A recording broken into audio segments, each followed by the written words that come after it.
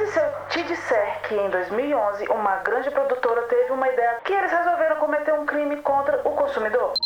Que a paranoia de Hollywood com vazamento já passou dos limites da sanidade faz tempo, todo mundo já sabe. Evitar spoiler virou uma guerra contra a espionagem. Se um funcionário da Disney espirrar mais forte, vaza ali o plot do próximo Star Wars no Reddit. Mas e se eu te disser que em 2011 uma grande produtora teve uma ideia tão absurdamente estúpida para proteger ali o final do seu filme, que eles resolveram cometer um crime contra o consumidor? Imagina a cena. Você vai à livraria, gasta seu suado dinheirinho no que prometia ser o próximo grande fenômeno literário ali juvenil, passa noites em claro lendo, chega na última página e o livro simplesmente não tem final. Não é um final aberto ou poético, nada disso. O livro literalmente acaba no meio de uma frase e te dá um link de internet escrito: volte daqui a 2 meses para saber o resto. Pois é, meus amigos imortais. Hoje nós vamos falar sobre o desastroso caso de A Garota da Capa Vermelha. O filme ali que levou o conceito de ganância corporativa para o espaço e tentou inventar o livro com conteúdo por DLC. E, obviamente, quebrou a cara da forma mais espetacular possível.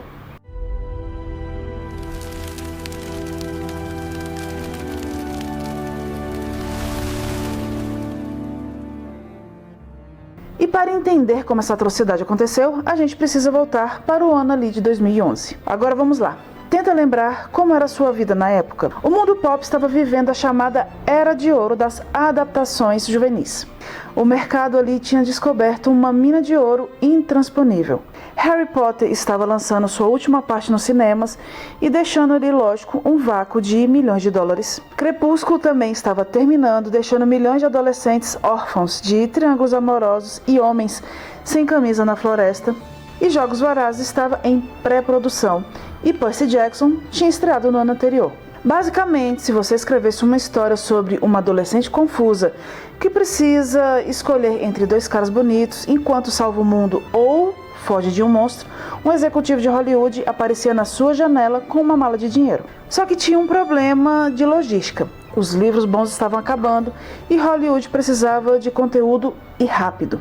E foi aí que eles pensaram: se leva muito tempo para um autor escrever um livro e leva mais tempo ainda para a gente adaptar, por que a gente não faz o filme e o livro ao mesmo tempo? E é aqui que a história fica bizarra. Tudo começou com uma ideia de ninguém menos que Leonardo DiCaprio. Sim, gente, o lobo de Wall Street, o homem que não namora mulheres com mais de 25 anos. Leonardo DiCaprio teve uma ideia para uma versão gótica, sombria e sensual do conto da Chapeuzinho Vermelho. E então ele levou essa ideia para um roteirista chamado David Leslie Johnson, o cara que escreveu A Órfã e Invocação do Mal 2. O roteiro ficou pronto sob o título de The Girl with the Red Riding Hood. O Leonardo DiCaprio achou o projeto incrível, colocou sua própria produtora, a Appian Way, para bancar ali e assumiu o papel de produtor executivo. E lógico, para dirigir essa máquina de fazer dinheiro, eles chamaram a pessoa perfeita, Catherine Hardwicke. Se você não ligou o nome à pessoa, ela foi a diretora do primeiro filme de Crepúsculo. E aquela estética azulada, o clima indie, as encaradas estáticas entre Robert Pattinson e a Kristen Stewart, tudo culpa dela. Ela era a rainha do público jovem da época. Então a produção começou com força total. Eles escalaram a Amanda Seyfried, que estava ali estourada na época, o lendário Gary Oldman e a Julie Christie. O orçamento era alto, o figurino era impecável, tinha tudo para dar certo. Mas a Catherine Hardwicke começou a notar um problema durante ali as reuniões de produção. O roteiro ali tinha muita subtrama, tinha muita história sobre o passado da vila, sobre os pais da protagonista, detalhes ali que simplesmente não cabiam em um filme de 1 hora e 40 minutos. Então ali o que uma diretora de Hollywood faz quando tem história demais? Ela liga para uma amiga escritora. E a Catherine chamou a Sarah Blakely Cartwright, que era uma escritora iniciante, e essa escritora a diretora conhecia desde que a menina tinha 13 anos de idade apenas. E a proposta era simples. Sarah vai para o set de filmagem, entrevista os atores, entra na mente ali dos personagens e escreve um livro baseado no filme. Então presta atenção na jogada de marketing. O plano de Hollywood era genial na cabeça deles, lógico. Se eles lançassem o livro antes do filme, eles conseguiriam surfar na onda do baseado num best-seller. e nas livrarias o livro seria vendido como obra original. Muitas edições saíram sem nenhum aviso de que aquilo era a novelização de um roteiro de cinema. E eles colocavam um adesivo brilhante na capa escrito "Em breve nos cinemas", dando a entender que Hollywood tinha lido o livro e decidido adaptar. Mas era mentira. O livro era um produto licenciado do filme. E a estratégia funcionou perfeitamente. O livro foi lançado ali em janeiro de 2011 e o filme ele só estrearia em março. Em poucas semanas, o livro explodiu e foi parar em primeiro lugar na lista de mais vendidos do The New York Times. Ele ficou 19 semanas consecutivas no top 10. A escritora Sarah estava rica, a diretora Catherine estava feliz e o Leonardo DiCaprio estava rindo à toa, até que os leitores começaram ali a chegar perto da página 300. E para quem não conhece a história de A Garota da Capa Vermelha, ela funciona ali como um mistério clássico de detetive, estilo Agatha Christie, sabe? Só que com lobisomens. A protagonista, Valerie, mora numa vila isolada que é atacada por um lobo. Ninguém sabe quem é o monstro, mas ele está entre os moradores. Pode ser a avó esquisita, pode ser o namorado rico, pode ser o lenhador pobre. Todo o apelo da história, o gancho que fez o livro vender, era a pergunta: quem é o lobo? As pessoas devoravam as páginas para descobrir o mistério. E então chegamos ao último capítulo. A Valerie está correndo pela floresta para salvar sua avó. Ela encontra um dos caras que ela gosta, suspeita que ele é o lobisomem, mas pensa: quer saber? Ele matou metade da vila, inclusive a minha própria irmã. Mas ele é muito gato. Ela dá um beijo nele e o livro acaba. Não tem revelação, não tem desfecho. Você vira a página esperando o capítulo final e dá de cara com a mensagem corporativa dizendo: este é realmente o fim da história de Valerie? Visite o site para descobrir. Gente, imagina a audácia. Quando os leitores entravam no site, pé da vida, encontravam uma tela preta com a frase: você ainda acredita em finais felizes? E um aviso: o capítulo final seria postado no dia 14 de março. Ou seja, o livro saiu em janeiro, o filme saía no começo de março e o final do livro só seria liberado uma semana depois que o filme estivesse nos cinemas. Por que eles fizeram isso? Porque eles perceberam que, se o livro revelasse quem era o lobo, todo mundo ia postar na internet e ninguém ia gastar dinheiro no cinema para ver o mistério. Hollywood teve tanto medo do spoiler que eles decidiram capar o livro e eles trancaram o final a 7 chaves. E a internet, lógico, não perdoou. O livro foi soterrado por avaliações de 1 estrela na Amazon e no Goodreads. As pessoas, lógico, se sentiram roubadas, e com razão. Você não compra um ingresso de cinema para ver 80 minutos de filme e ver uma tela dizendo: veja o final no YouTube daqui a 2 meses. Mas beleza, o tempo passou, o filme estreou e finalmente chegou o dia 14 de março, o dia de ler o famigerado capítulo bônus do site oficial. E aqui a gente vê o nível de mau caratismo da equipe de marketing. A palavra bônus significa um extra, um brinde ali, quem sabe um epílogo. Mas quando os fãs abriram o arquivo, era só o capítulo 30. Ele continuava exatamente no mesmo segundo onde o livro físico tinha parado.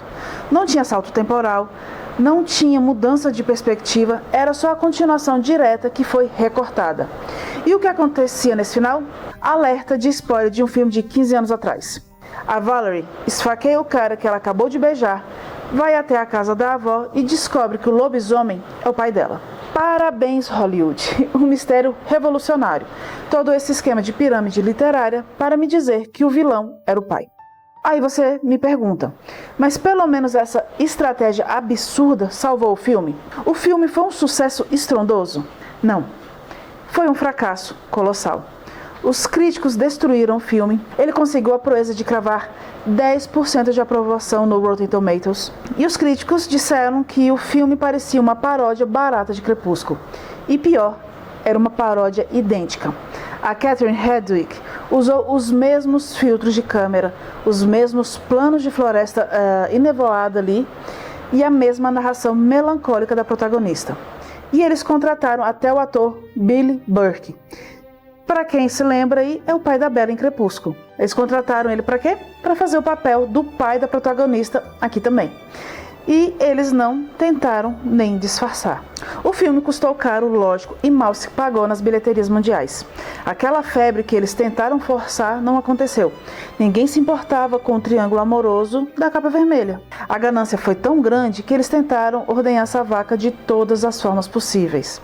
Além do livro sem final e do filme ruim, eles lançaram um mês depois um livro chamado A Garota da Capa Vermelha, do roteiro para as telas, com os storyboards do filme. E quase ninguém comprou. E hoje em dia é raríssimo achar uma cópia física desse livro. Ah, e a Amanda Seyfried chegou a gravar um videoclipe cantando uma versão dark da música Little Red Riding Hood para promover ali o longa. A música ficou legal? Ficou. Entrou na trilha sonora oficial do filme? Não. Até nisso, eles erraram a estratégia. E o que sobrou de tudo isso? Uma grande vergonha. Se hoje você for comprar o livro físico de A Garota da Capa Vermelha em um sebo, por exemplo, assim como eu, você corre o risco de pegar uma das primeiras edições. Foi o que aconteceu comigo, por isso que eu vim fazer esse vídeo pra vocês. Assim que eu tentei terminar de ler o livro, quando chega no final, cadê o final? Não tinha final. Aí fui pesquisar tudinho pra trazer pra vocês. E lógico, assim como eu, se você pegar essa edição, vai ficar sem um final, porque o site oficial não existe mais. E se você entrar lá hoje, vai dar erro, aquele de praxe, né? Erro 404. O final simplesmente sumiu do mapa na versão física antiga. E a única salvação é que, anos depois, com o fracasso de tudo, eles atualizaram a versão digital do e-book e incluíram ali o capítulo 30 automaticamente no Kindle. E eu consegui achar o capítulo 30 nas pesquisas, um blog já bem antiguinho que disponibilizou lá também esse capítulo final. E esse caso, lógico, é a prova definitiva de que quando o marketing e a ganância corporativa superam a própria arte da narrativa, todo mundo perde. Eles estragaram a experiência do leitor para tentar salvar a bilheteria de um filme capenga e, no fim, ficaram sem o sucesso do livro e sem o sucesso do cinema. Hollywood aprendeu a lição? Provavelmente não.